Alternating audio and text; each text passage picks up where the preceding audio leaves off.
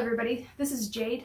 I'm trying recording at a different angle this week because I know that the sun filtering in through the windows is kind of annoying, and it's especially annoying for me editing. But I don't want to record at night because I'm a morning person, and the more hours there are that have passed in the day, the stupider I get. So we'll see how this goes. If it doesn't go well, I'll try something different next week. It's whatever. So this week we are covering chapters 6.6 through 7.1 in Pact, which covers the back half of Subordination and the first chapter of Void. So let's just get started. So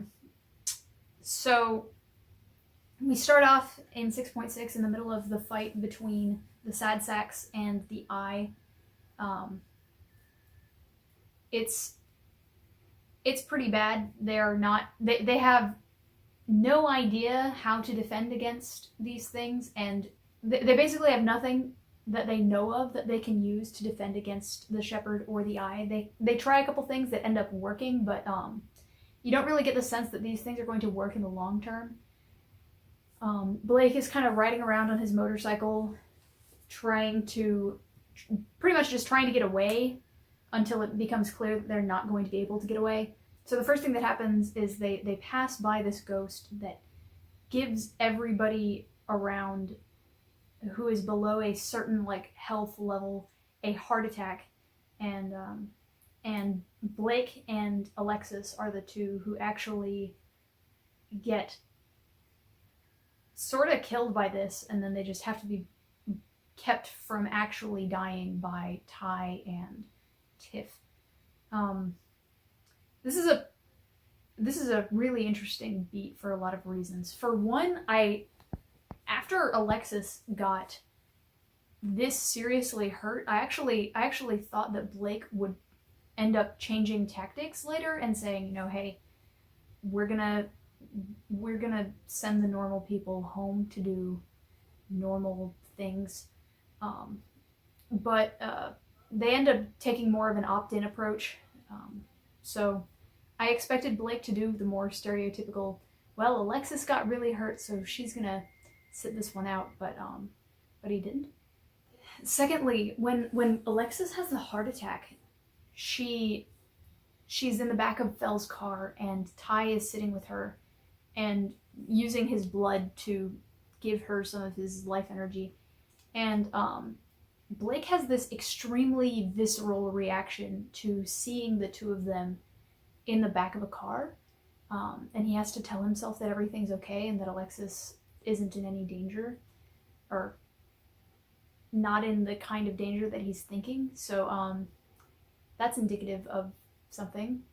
Thirdly, Rose is the one that coaches both Tiff and Ty on how to do magical CPR, and it's just refreshing because Rose is being a contributing member of the team, and that sounds like a really low bar, but I don't want to not like Rose.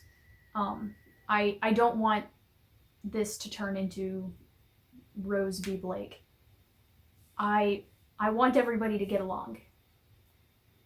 I've mentioned that a few times now, but I'm gonna keep saying it. I want this team to work well together, and I want things to get better. I know they're probably not going to get better in a big way for a while, but I don't want it to be because the team is dysfunctional on a personal level. An interesting thing that we learned in the middle of this is that Rose told Conquest about Blake's secrets before the abstract demon event, which I didn't realize. That is actually super disappointing, because that means she's been sitting on this for... It was a total of an hour that she didn't tell Blake. But yeah, I'm disappointed in her for sure. Yeah. The Shepherd basically has complete control over all of the ghosts that he's using. He's able to orchestrate an attack with a swarm of ghosts that he can completely control every aspect of. And that's kind of worrying because they have a ghost on their team. And if the shepherd is able to, hey, look, a ghost on Evan, Blake gets dragged along with him. So I get the feeling we're going to confront that at some point. It looks like we're going through the opponents. It looks like we're going through Conquest's champions, like one by one. So at some point when we actually get into a shepherd-centric fight, that'll be interesting. Something that I want to know, so Tiff does a really good job of not touching Blake during this whole fight. And it seems pretty clear that Blake told her, I don't like being touched. I need you to not touch me. Please be very careful to not touch me. And I want to know how Blake tells people about this. Based on the scene that he had with Alexis, like, he just said, because baggage around Alexis, who is the person he appears to be most comfortable with. So, yeah. I just want to know how he approaches that. I got really mad at Blake for using the hyena's sword. I thought he was going to release the hyena after not quite promising to Evan that he wouldn't without his permission. What I didn't realize is that they can just use the sword as a regular sword. I should have seen that coming since, June has been Blake's primary weapon for most of this book now, so Blake and Rose use a pretty cool combo attack to banish the shepherd's ghosts and the shepherd itself. And at the end, Blake says that he isn't sure whether it was Rose's words or his sword use that actually got rid of him. I was totally expecting this to turn into, later on, both of them fighting about which one of them actually took down the shepherd. And I'm so glad that they didn't, but it says something that we're at the point now where I went, oh god, they're going to fight over this, aren't they? Skipping ahead a little bit, Blake later talks to Fel about using some of his dad's books on how to defeat Conquest. Just on the Fel's information watch, Blake hasn't actually asked Fel for advice or looked at the books yet. I know that they're busy as bees, but it would be cool. I would really like to know what's in those books, and I would really like to know if they're doing the right thing, because everybody on the team is begging Blake, please, can we use some firepower? I feel like this plan is really stupid. And he's like, yeah, I don't feel like it. And I trust Blake's instincts in general, but on this 9-person team, they are, he's the only one that thinks this is a good idea, with Fel being a maybe. So, I'd like some more information, please, Blake. So in 6.7, Rose talks to Blake about how she wants to summon something because she has no agency. Evan isn't really able to help her in the way that Blake and Rose thought that he would be. She doesn't have anything that can move her mirrors around. She doesn't have any way to affect the real world other than by talking and telling people what to do. So, yeah, her two powers are break glass and magic voice. And break glass just about kills her every time. And it becomes pretty clear at this point that this whole situation of her being in the mirror is an extreme incentive for her to learn diabolism. She can't, but later on they face these vessels, and I was thinking, oh, these vessels they're basically robots. They just do whatever you want them to. They have no risk of going rogue or anything because they just do whatever simple task you ask. And for a split second, I thought that's what Rose needs. Rose needs something that just serves as an extension to her arms and hands the way that regular arms would work. But that's not possible because she can't paint the runes.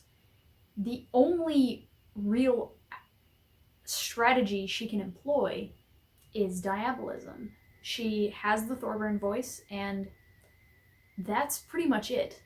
I would even go as far as to say that Rose Sr. put Rose Jr. in the mirror, at least partially, so that she would have to master diabolism in order to achieve any goals whatsoever. So Rose's champions, the potential summons that she chooses, are Mary Frances Troxler, who is a wraith who started out as a ghostly matchmaker, but ended up killing girls as the way that she was perceived was tainted over time. So that's terrifying. We get a lot of that. People who are otherwise good becoming others, evil others, because people perceived them as being evil, even if they started to perceive that after they were dead. That's pretty terrifying from a human perspective. The idea that your intentions don't matter because what people believe your intentions are eventually become what your intentions actually are. Yikes. Then there's the Teleman. Pretty similar story. He saved up money to be able to pay like a dowry or otherwise pay for a wife. And his family stole his presumably meager savings, and he ended up being driven to kill them as well. It's pretty sad. He's weak to fire, which I'm sure will be important at some point, but fortunately we don't have anybody who's like specifically a fire elemental or anything. He actually does make a good manservant later. I wonder if that's because he actually gets along with Rose, or if because Rose just did a better job at the summoning. Yeah. Then there's James Corviday, a bogeyman. He screws with connections. I am really, really interested in this concept. And it's becoming pretty clear that this guy is going to be summoned in the near future because they had to leave the Telemand and pose with Laird. So, yeah, this one's going to be... I'm excited for this one because the whole idea of manipulating connections is really interesting. And there's a lot that could potentially be done here. Does that mean that he could break the connection between Rose and Conquest? What about the connection between Conquest and Fel? That one's a contract, so it's not. Probably not. But there's a lot of ways that they could potentially use that to their advantage. However, it would probably be a massive karma hit, which they can't really afford right now. Maggie shows up, and she pretty much says that she's enchanted, but she just keeps talking, so Blake forgets about it. Kind of forgets about it.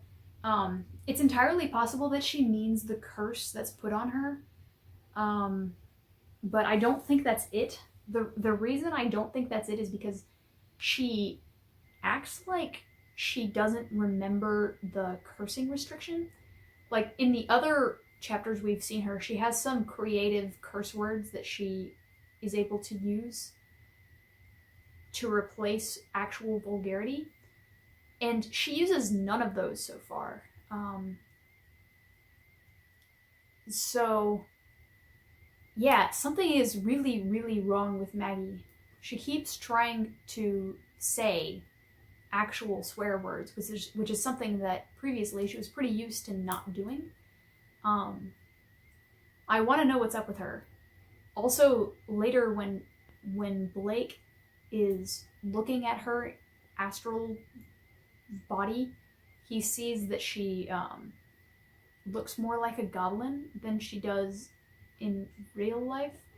I'm wondering if that means that she combined her body with a goblin or enchanted a goblin to go speak on her behalf and she's astral projecting into it or something.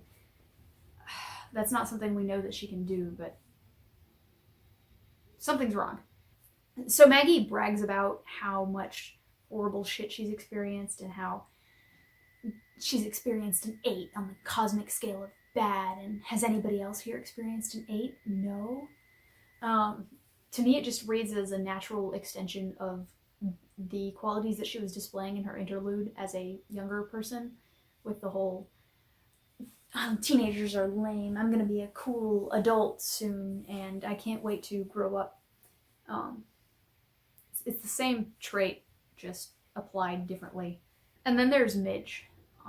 She was turned into an other because of a variety of reasons. She looks ugly, she's perceived as being monstrous, and she's inbred. I'm going to take this opportunity to point out that you know who else is inbred? The Thorburns. The Thorburns are inbred. We found that out pretty early. It hasn't really come up, but blonde hair is a recessive trait. Anyway, I don't get my dream friendship between Rose and Alexis in this chapter, but Rose does get to hang out with Maggie, and they seem super friendly, so that's kind of nice. See how that goes. Blake speculates that something happened in Jacob's Bell since he left. I am going to guess that the wedding occurred between the Duchamps and the Behames, and Laird made whatever power play he was going for to become Lord of the City, or at least started that into motion. And that's why people are feeling the effects. That's just my speculation. I know that the Duchamp-Behame engagement party was just last week, but the two kids didn't seem to know each other, so why would it matter when they got married? I feel like they would just go ahead and do that now. Sandra Duchamp got married after 3 weeks. So, since Laird is trying to become Lord of Jacob's Bell, I wonder if he can do anything about Hillsglade House. Obviously the people there really want Hillsglade House to be flattened.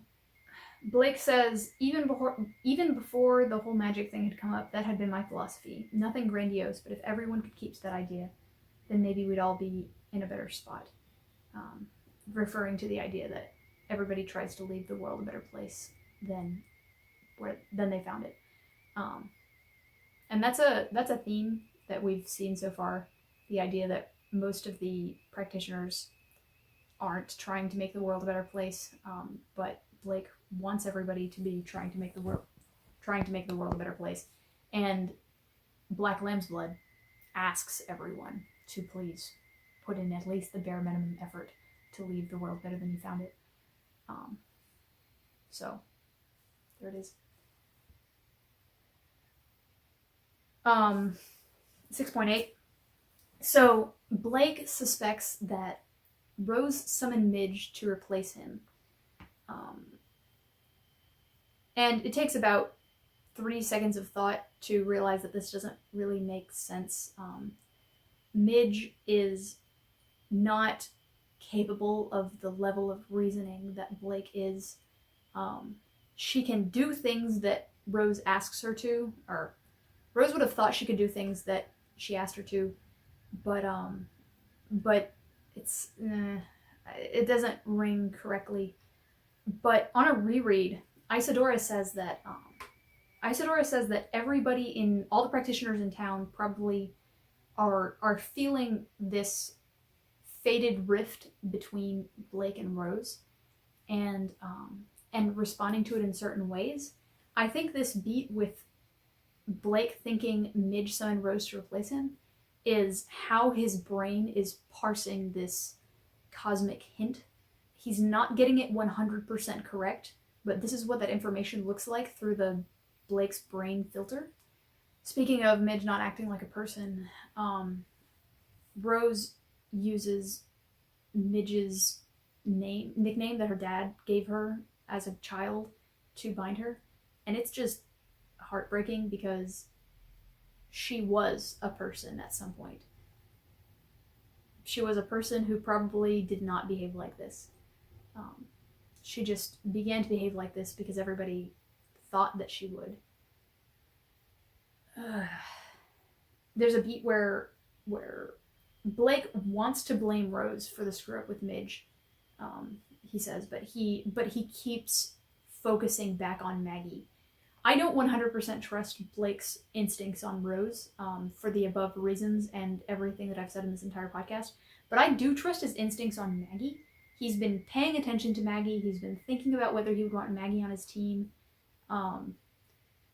He has good instincts in general if he's actually trying to pay attention to something. I think he is probably right about Maggie. I have no reason to believe he isn't. There's a point where Blake says, let's forget about what happened, past tense, and focus on what will or could happen, future tense. And Rose goes, okay, fine by me. Which is referring to the whole midges summoning gone horribly wrong incident. I just want to say that apparently the Thorburn brushing past my own mistakes without apologizing beyond the minimum and pushing ahead under the guise of making progress trait is gender neutral. Blake would push right past this, and so does Rose. Screwloose and Douche Gargler are the name of Maggie's gremlins that she brought along. I keep having to say them over and over again because I can never remember them, but they're great. Blake didn't actually promise to not use the hyena. He offered to make Evan the promise, and then Rose started talking. Or Rose started bitching. And, but Blake sticks to it as if he had made the promise to Evan anyway, so that's pretty nice, especially because this has been a recurring issue for Blake. Although I will admit, not manipulating the exact words you said to an 8-year-old is bare minimum human decency, so it would actually just be really, really bad if Blake didn't do it, but doesn't say much that he keeps to it here. So Fell says that he's going to go home and take care of his niece. For one, I wonder if Fell is able to tell his niece about the curse, since the curse is lifted temporarily. That would be really cool. He doesn't act like he can though, so I don't know. Secondly, on this beat, Blake is disappointed that he can't use Fell's niece as an ally. Oh my god. Blake is frustrated because Conquest has picked a bunch of leaders who have a bunch of underlings that he can use, where Blake picked the only person that really fits that the only two people who really fit that description on Blake's team are Rose and Maggie, and he doesn't really want to let Rose summon demons. Or anything really. So he's trying to find people that he can use as pawns. So in other words, he's starting to see creatures for the use that they can bring him, like a diabolist. I love this bit where Fell says, "Frankly, you can't stop me if I do want to leave. I don't need your permission." I originally dismissed this line as just Fell being himself, but this is actually kind of adorable because Fell is gloating. Usually he can't leave unless Conquest lets him. He can't do anything unless Conquest lets him. Now he's free to do whatever he wants, and he's like, guess what, Blake? I do whatever I want. I love Fell. He's so great. Nobody really knows how the astrologer does any of her stuff, but everything that I've heard about her makes me certain that I'm going to think she's the coolest person in existence. Fell can keep his place at the top for now, but I get this feeling that we have a Diana creeping up behind him. So Blake goes to sleep, and he has this dream that is essentially not stereotypical, but the Hellboy-esque, Rose standing on top of a pile of corpses with her army of demons, houses on her shoulder cackling like a gargoyle, and he cries a tear and it turns into a bird. And then he wakes up because Rose wakes him up after Evan told her that he seemed to be having a bad dream. So this is the second beat of Rose waking up Evan from a dream, the first one being in the first chapter. So I'm sure there will be a third beat of this. And secondly, it's pretty easy to dismiss this as Blake feeling threatened by Rose summoning stuff to replace his hands. But I don't think so, the last time this dream thing happened, it was because something major and magical was going on, which was the creation of Rose and Blake becoming the next Thorburn heir. So I have to assume that this is another similarly important turn of events.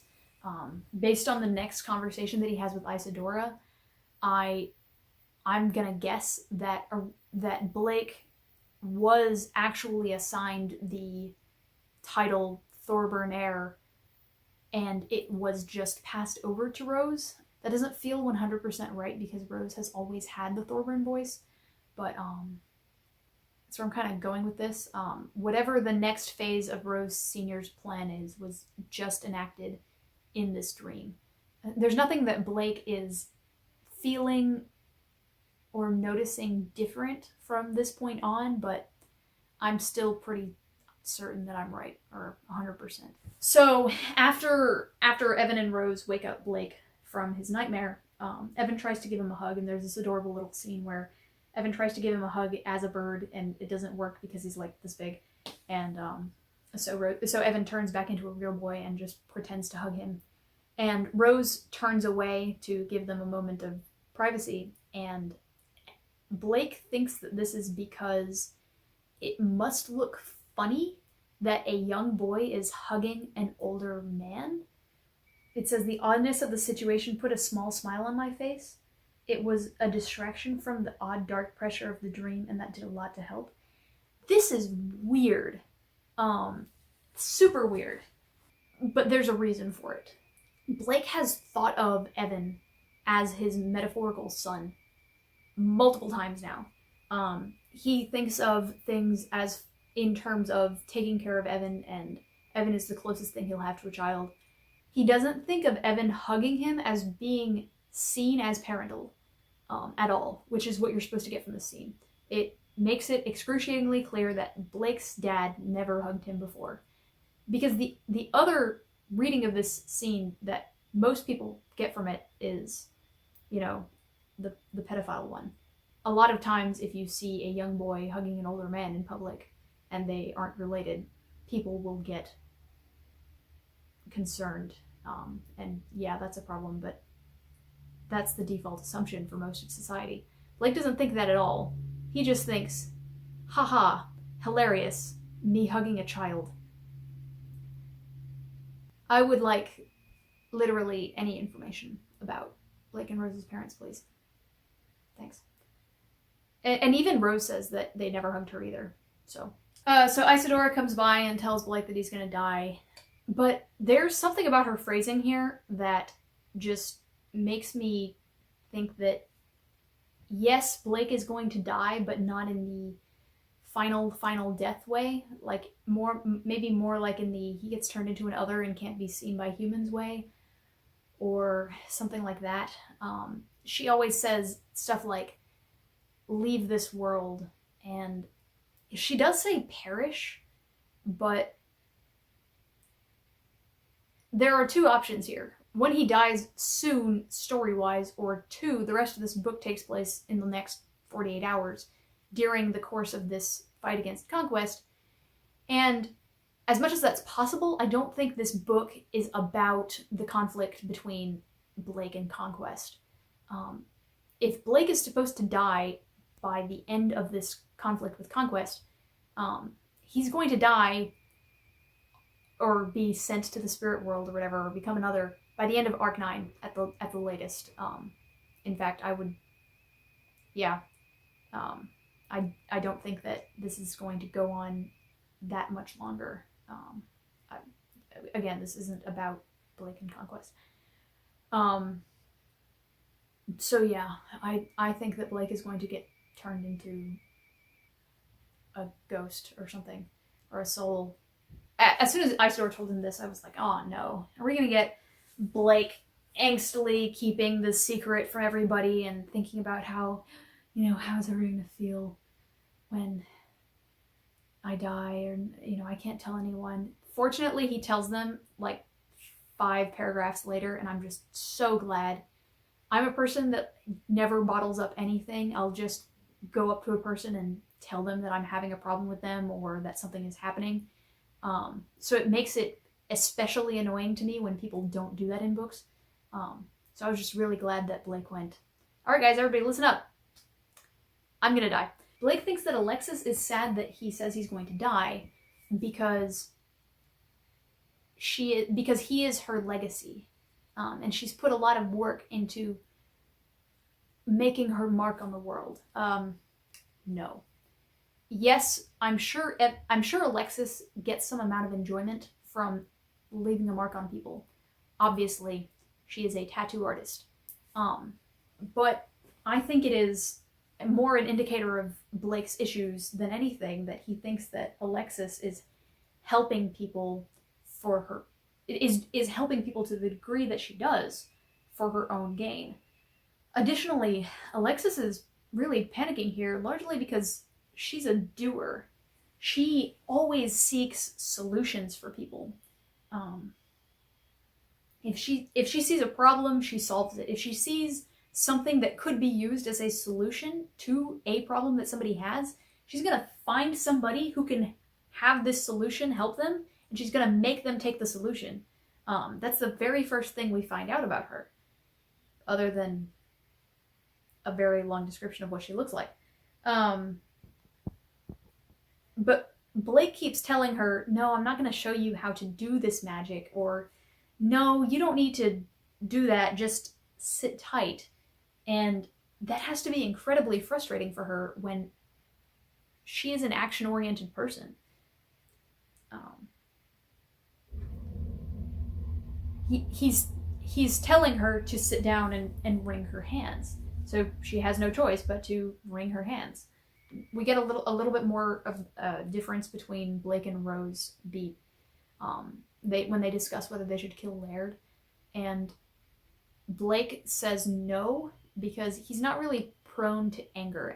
And Rose isn't either, but she's more likely to just become cold on something than Rose is. Rose is like, well, this guy's a jerk. All right, he can die. Whatever. It's actually a fairly slight difference between them, but it's still there. So they cross over into the spirit world, and Blake looks at his teammates. He sees that Alexis's tattoos are glowing, as well as her teeth, the teeth that she used as her important object. And but he doesn't look at anything that he shouldn't on her or Fell or Maggie. This is when he notes that Maggie looks kind of goblin-esque, and he also notes that Fell has put circles around his clothes, so kind of a confirmation that was a good idea. I was really frustrated with Blake here because I wanted him to look at his tattoos, and he did not. So they go to the police station, and they summon a Bloody Mary and all that stuff. And then we get to chapter 6.11. Or we're supposed to. And this tripped me up for about 5 minutes.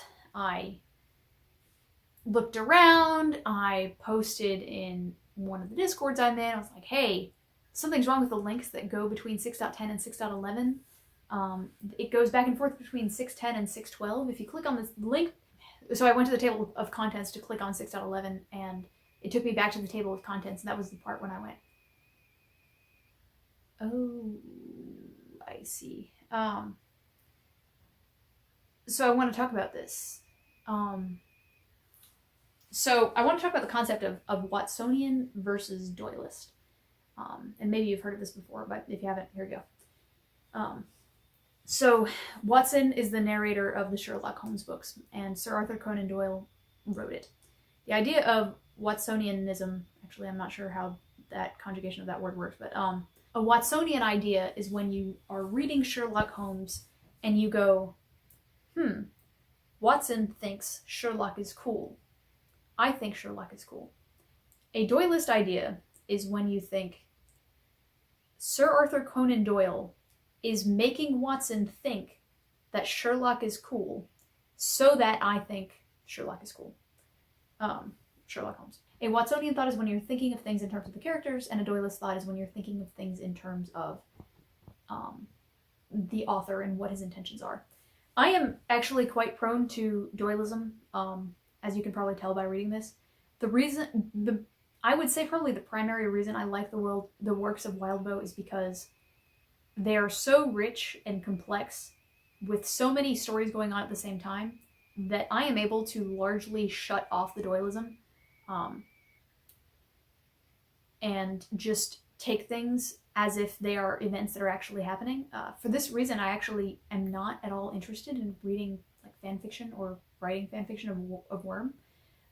It feels like a much more real story to me, and not as much like something that somebody came up with in order to get my money or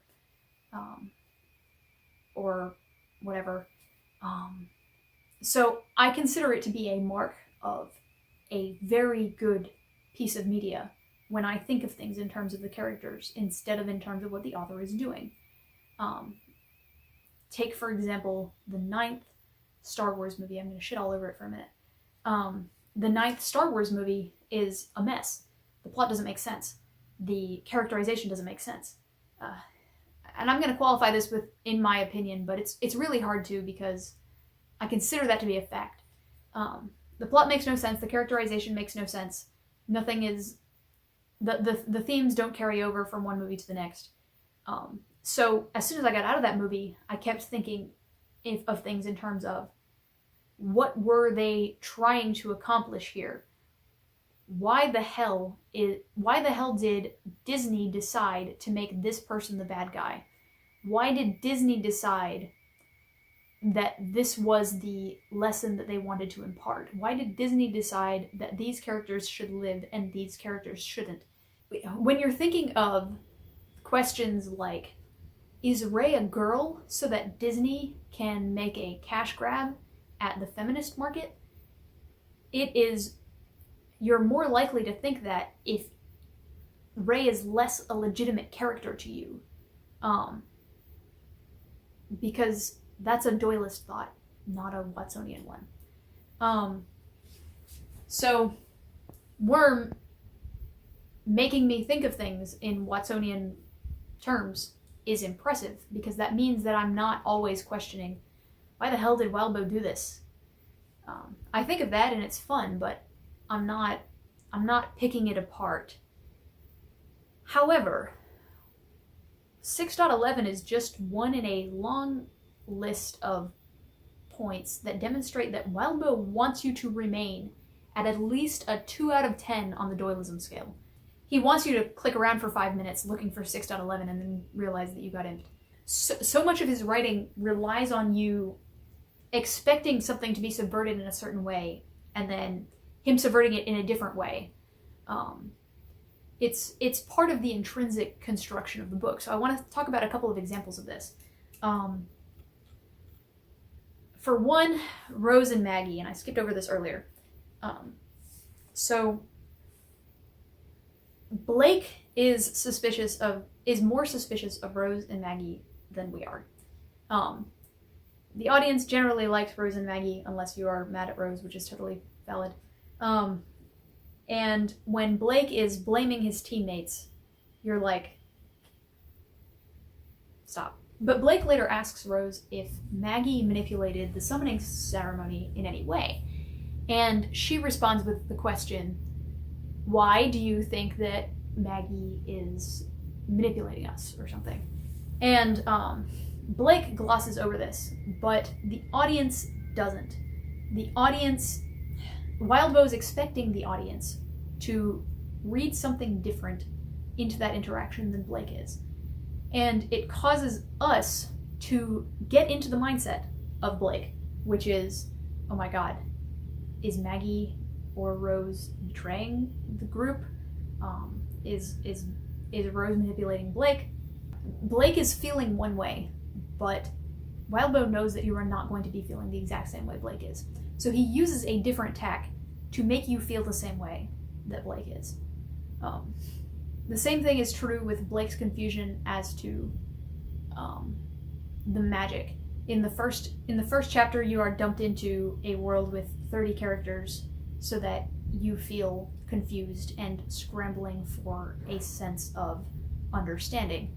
Blake's whole journey is feeling confused and scrambling for a sense of understanding. There's the whole rule of 3. They call it out a million times in the book, and you are supposed to be paying attention to it too. Then there's the fact that Blake is a boy taking a girl's birthright. This, and I'm not sure if I'm entirely right on this one, but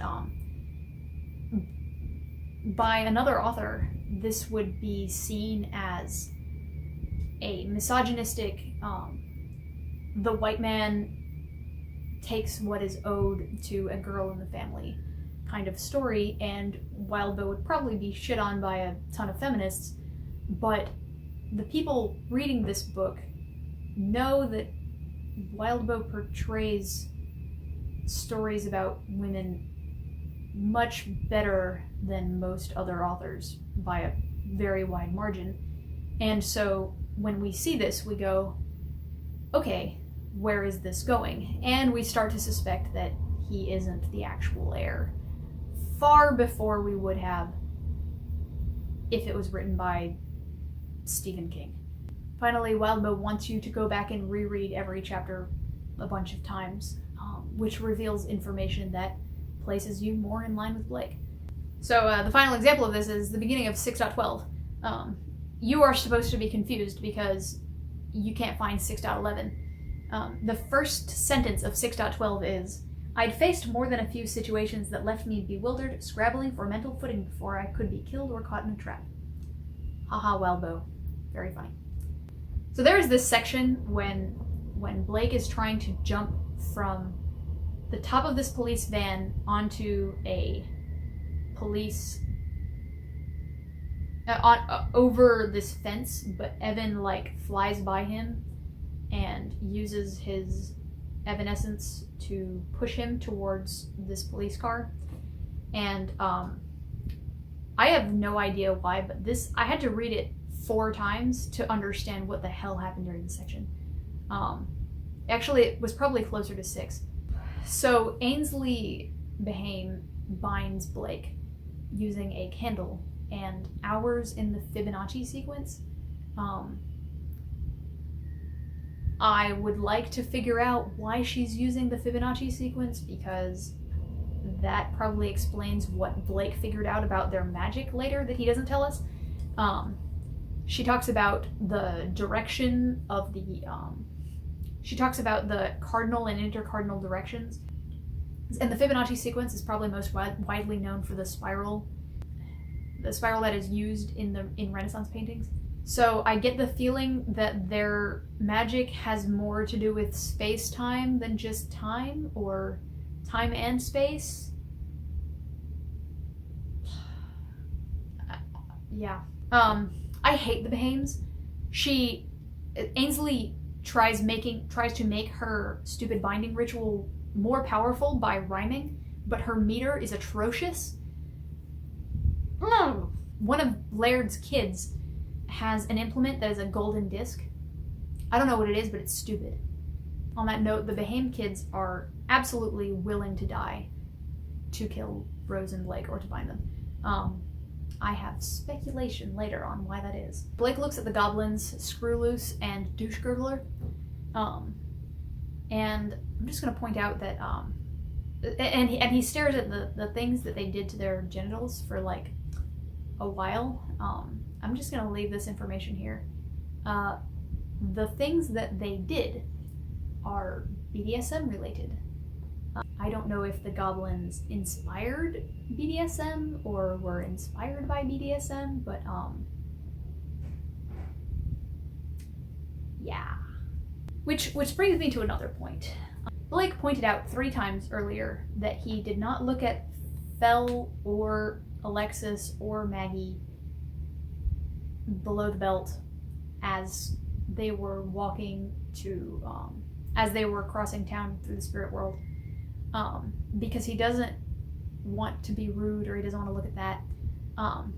But he looks at Screwloose's junk several times he describes the way that it's swinging. And that made me think of something. Blake's not interested in touching humans. He's okay with birds. Goblins aren't humans.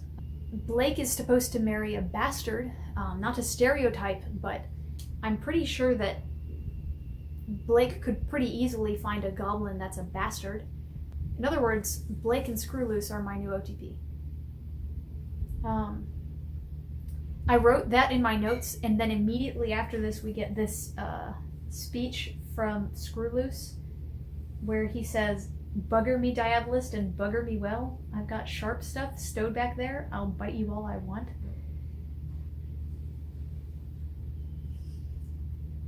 Also, biting is something that Thorburns do, as we note later. Evan tells Blake that Rose is inside and her monsters can't get out.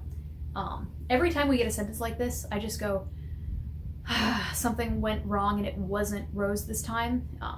And I keep thinking, yes, it wasn't Rose. Yes, it wasn't Rose.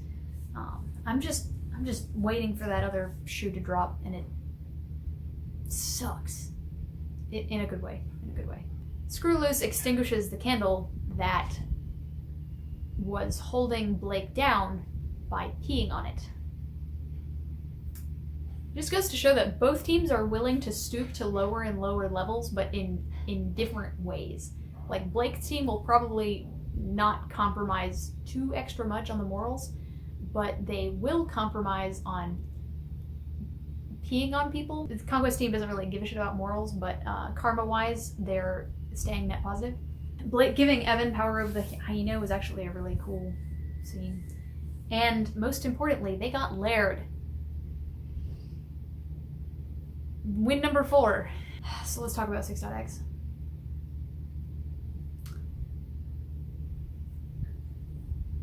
So 6.x is about Eamon Behane. And let's talk Doylist for a minute. Why did we get this from the perspective of Eamon Behane instead of Laird? In fact, given the ending of 6.12, I was really, really expecting it to be Laird. Because Laird, if we got this interlude from Laird's perspective, where we see Rose 1, through his eyes, it would be the story of how she taught him diabolism and he hated her, or he found out from his mom that his dad was cheating on her with Rose or whatever. We would find out all the reasons why Laird hates the Thorburns because of Rose Sr. But through Eamon's eyes, we see Rose 2 completely differently. So I'm playing The Legend of Zelda Breath of the Wild, which is a great game. I've been playing it for about 3 months and I try to make progress on it every day. And it's full of these cutscenes that have the intention of explaining to you why Link loves Zelda. And by showing you this particular collection of scenes of Link remembering Zelda, it wants you to love Zelda as well. And that is exactly what this interlude does. Rose Thorburn Sr. was a diabolist who summoned demons. She's hated by just about everyone in Jacobsville. But through the eyes of Eamon Behane, we see her at her most vulnerable. We see her when she's afraid, when she's explaining the way she thinks her mom feels about her. We see her when her walls are broken down. Through the eyes of a man who, 35 years after they met, stands beside her at his father's funeral and wonders if he should have married her. This chapter is intended to make you love Rose Thorburn. And it works. This whole book we've thought about Granny Rose in the way that Blake does, as the cunt. But in this, we see her as, she's just the town weirdo. She teases the hell out of Eamon's sexual performance, and she makes some weird implications that she's been doing stuff with goblins, and it's adorable. Interestingly, it also contrasts really well with our Rose. Our Rose would never do this. She's more of a classic nerd. When she feels overwhelmed, she'll go into a room by herself and just look forlorn. She can't describe what Dick Swizzle is doing to the Laird's library, where I feel like Rose 1 would embellish the story dramatically. I also, side note, don't think that Rose 1 has ever had a boyfriend, or even kissed a boy, potentially, outside of maybe a party in middle school. But it shows a pretty distinct difference between the two of them, even though they are very similar in other ways. Aemon says, I don't want my family going to war against your family. Ha ha. This whole chapter, I was just waiting for the other shoe to drop. After I read the first couple of lines of their conversation where they're teasing the hell out of each other, or mostly Rose doing the teasing, I was waiting for the other shoe to drop the way it did with Sandra Duchamp and Jeremy Mead. But it doesn't. I mean, she scares the hell out of him by asking to possess him, but the whole time I was like, did she kill him? Did she betray him? Did he get killed in the war and everybody blamed her for his death? No, they just fell in and out of love for their entire lives, and in the end, this is the reason why Rose was able to salvage her family line. This relationship is the reason this book exists. In the final section, Rose asks Aemon if he can extend her life. And we went through a lot of trouble earlier to establish how much energy time magic takes. The Boheme family has to store this energy in reserve so that they can do what they do, because time magic takes so much. And when she asks him if he can make her live longer, he's appalled. Like, holy cow, that takes a lot. But he does it anyway. He doesn't think of his wife at all other than as the oven that his children came out of. And he ends up giving her that extra life. When he thinks about whether he should have married her at the end, he doesn't think, but then I wouldn't have met the woman I love. He thinks about it, and he thinks that he would have been a different person, but he helps her anyway. And the crux of the conversation between them is this idea that she wants to shake up the status quo of the families in Jacobspell, and she hopes that Aemon will commit to having Laird do the same. And so we finally get the answer as to why Rose chose Blake, which was that he walked into her room and he called her a cunt. She wanted someone who would not be her, but still would try to do the right thing. Finally, they talk about the barber, who is definitely the BBEG of this book. And they talk about how the barber can carve out someone's reflection, and how Aemon doesn't know what this is, but Rose knows that it will protect her heir. Now, there are two possible readings for this. The first is that Rose 1 created Rose 2 to protect Blake. That is clearly not the case. Rose used the barber to create the second Rose to be her heir. Blake is a meat shield for Rose. He's supposed to help her figure things out. He's supposed to clear the path for her. While she has to sit in a corner and read and do all the things that Rose asked the heir to do. And the only way that she is able to affect the world is by becoming a better diabolist. She also gets to absorb whatever personality traits that Rose 1 liked in Blake, because they're forced to be close to each other. So 7.1, they've trapped Laird in 3 concentric circles so that he can't, so that his family can't find him, and they told him that he needs to stay there. And there's this excruciatingly long sequence where he's like, will you give me a jacket? Will you give me some pizza? And eventually they get to some things that they won't give him, like a cot. And he starts yelling about how, you placing me in a room with Pose is the equivalent to killing 1,000 Molly Walkers. And Evan just goes, Or you could just not have killed Molly Walker, right? But it just gives you this impression that Laird is a whiny little bitch, right? He made this play for power to try to become lord of a city. He became the champion of conquest, and he has to be in timeout for a maximum of 3 days. Boo fucking who? I remember reading this and thinking, you know what, Laird? I want pizza. And maybe I don't have very much sympathy for him right now because I've been stuck in my house for the last 6 weeks, or however long it's been. But if you make a gamble like this, he should be happy that he's alive. Blake is having to combat the rest of his team to keep them from killing him, and he's like, oh, this pizza's cold. So as he walks away, he says that Rose 2 reminds him of Rose 1, and that Blake reminds him of someone else. So for one, obviously, Rose 2 should remind him of Rose 1. They have the same name. They wear the same clothes. They have the same physical description. They are both diabolists, and one of them's the other's grandmother. So, yeah, very observant, Laird. Congrats. But the more interesting comparison is the one between Blake and Eamon.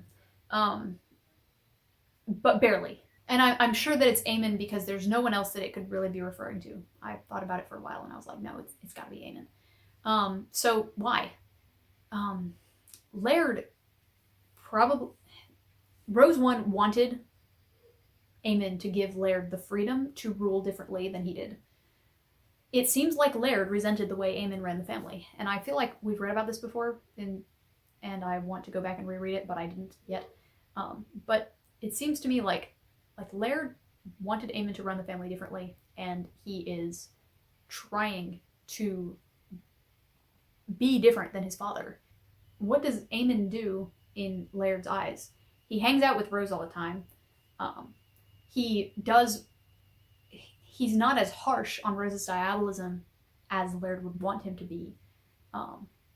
He's okay with diabolism in general. He probably wasn't as strong-handed a leader as Laird wanted him to be.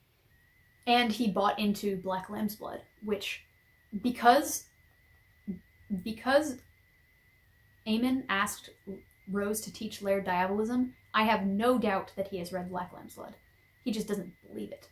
Laird probably hates the Thorburns for a combination of any of these 3 reasons, because he knows that his dad was cheating on his mom with one, and I'm assuming, yes, I'm assuming that they kept that up even after they were both married, but I don't think you make the kind of sacrifices that Eamon did for his ex-girlfriend from high school when they're both in their 50s.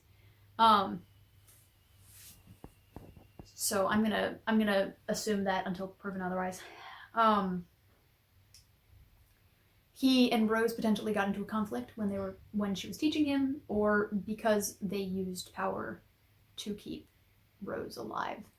I'm leaning on the third. Phil keeps telling Blake to kill Laird. Honestly, same, but I know, that's bad. I love the bit where, so for one, Ty hasn't not spoken in a meme, I think, since he was awakened, so I haven't been calling all those out, but I see him. Hilariously, Ty adores Evan, but he calls him 5, which he doesn't seem to care, but that is a massive insult to an 8-year-old boy. Call an 8-year-old boy 5, don't do it. And they will probably cry. To a child, appearing older is, for almost every kid, is the most important thing. Calling them a kindergartner, devastating. It's interesting how much in stride Ty has taken this whole deal. He just found out that his best friend is going to die. Also, they've been fighting demons, and not demons, but they've been fighting ghosts and others and stuff for the last 12 hours. And he's like, I'm going to show Evan Bond movies. It's great. And it all goes back to Ty knowing himself. He doesn't regret taking this on. He's not having a great time, but he knows what he wants. Or he might not know exactly what he wants, but he knows who he is, and he knows what's good for him. So he knows that he made the right decision taking on this responsibility. I'm not sure who should be the person in charge of this power pool, but Blake, Evan, and Rose all share one like power pool, and it's all pretty much contingent on how much Blake sleeps. So pretty early on in this, Blake is like, I haven't eaten yet today, but you know what? That's not important. Like, dude, you are in charge of the health of 3 members of your team. There's this bit where in one paragraph, Blake says that Rose, Alexis, and Tiffany are training together off somewhere.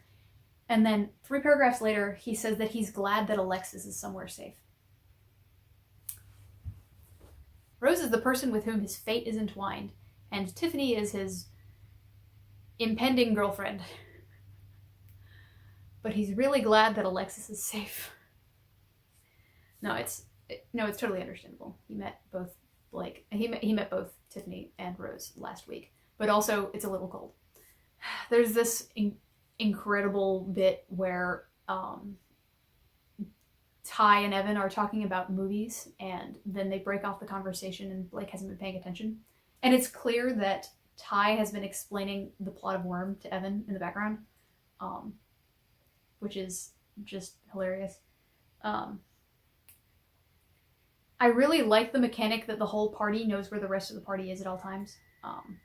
There's some times that they can't always know, but in general, they're just like, all right, Ty, run away if you see something bad, and we'll know that you ran away. That's just super convenient and a nice mechanic.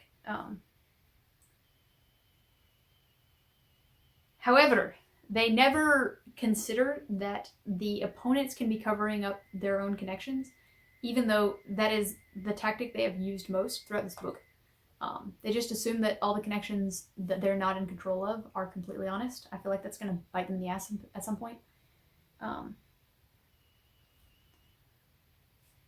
The sisters have given out these flyers, like 1,000 of them, that have these eye symbols on them, so that they can see through it. The whole animism theme in this book, where objects can be used to betray you, is terrifying. The only way to protect yourself in this world is to live in a house in the middle of the woods, with as many that's like separated from the rest of Jacob's Bell, with as many protections as physically possible. Finally, Blake got June back, and it just felt so nice. And it's impressive how much I care about this hatchet that only speaks in pre-recorded sentences. I love June. So we're going to take a break from our regularly scheduled programming this week. Instead of talking about something that I was inspired by, we're going to do ship rankings. I know I said at the beginning of this book that I wasn't going to do any shipping at all, but I decided that if Wildbow wants to break my heart, I'm going to let him. So these ships are not romantic. Some of them are, but in general, it's just how much I enjoyed the relationship between 2 people this week. Just because, why not? So we got 10. So first place, and this is probably going to be first place for the rest of the book, but I'm not always going to call it out because they're probably going to remain mostly static. Static most of the time. Evan and Blake have a great relationship. They're always talking about how the other is the coolest person they've ever met, and it's just incredibly heartwarming. First place. Second place, brought to you by Roger Taylor, Fell and His Car. Wars have been fought over true love, and this week Fell convinced the Sad Sacks to go to war for his car. I aspire to that level of commitment one day. Number 3, Rose 1 and Eamon Behame. Did that work out well? Not really. Did I feel something? Yeah. So, 3rd place. 4th place, Pose and Laird. This is more of a negative ship, but I'm excited about it. I have fun imagining what Pose is doing to Laird off screen. I was so happy when they pulled him out to torment Laird. I find that prospect entertaining. Number 5, Blake and June. Really glad to see Blake got June back. Number 6, Maggie and Rose. I hope this friendship goes somewhere and doesn't just not go anywhere, because I want Rose to have a friend. Please. Number 7, Rose and Talaman. Again, Talaman is actually a really good manservant, apparently, and I hope that it's because he actually enjoys serving Rose. That would be cool if she had somebody she could rely on like that. Number 8, Blake and Screwloose, for aforementioned reasons. Number 9, Blake and Tiff. I don't know why, but I don't care yet. Maybe I will at some point, but right now I don't. Which is surprising for me, because it usually takes like 3 lines of dialogue to get me interested in a friendship or relationship between 2 people. I did not care at all. But I'm not there yet. Number 10, Rose and Midge, for reasons that Blake called out to us. So, who will be at the top of the leaderboard next week? And on that note, see you at the next one.